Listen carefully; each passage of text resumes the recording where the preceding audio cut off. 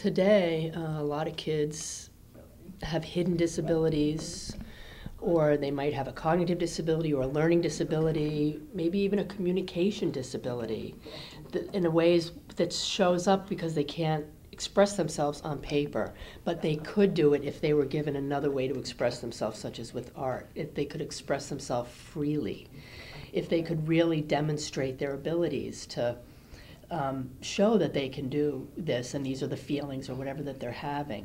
But because it's expected in a certain way, it shows up as a limitation. And I think that those kinds of things open up when you introduce people to art, especially with kids and communication issues. Like autistic children, for example, they can't touch, they won't look sometimes. It depends on the level of disability. They have issues about space, but once you give them something like, I don't know, paper and coloring pencils or something, all the stuff that's been inside of them comes out and they make amazing pictures.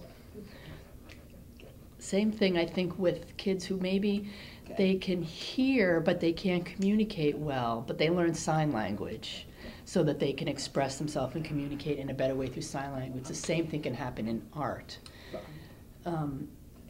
I think that art is the perfect vehicle for children with disabilities to express themselves so that they can just be, I don't know, they can just go wild with it and be free and just do whatever they want. And, you know, they could just go for it without any limitations at all. I think it's empowering.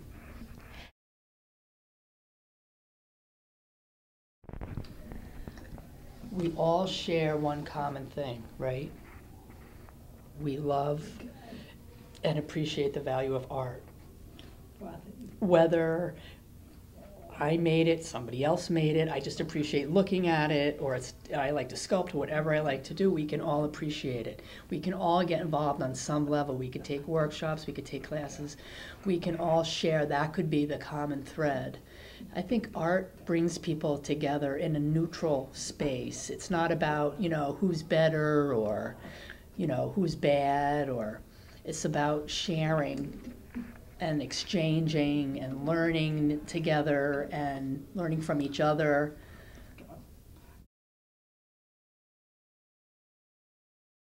It's the 18th or 19th century in England.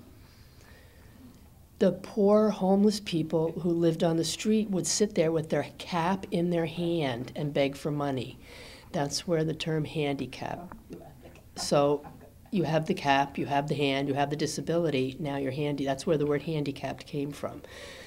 And it's always been known for that. And then now we're more politically savvy. We focus on people's first language. So like now you don't say the wheelchair, you say the person with uses a wheelchair. Like we used to be deaf and mute or deaf and dumb, which was a very oppressive way to describe us. Sometimes you still see it in the media. You see wheelchair bound, you see in the media sometimes.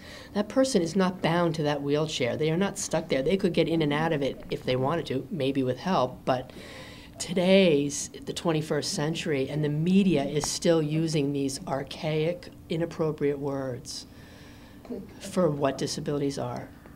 Plus, you have to ask the community, what do you prefer to be called, and then respect them enough to use those words.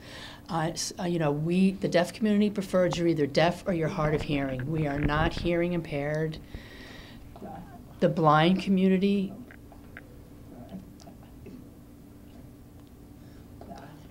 blindness community, sometimes blind people, they call them the blindness community or visually impaired, they accept that.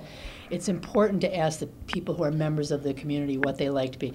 Like Tamar, you saw that park. You used to see parking signs on the street that said handicapped on the sign. You notice they don't say that anymore.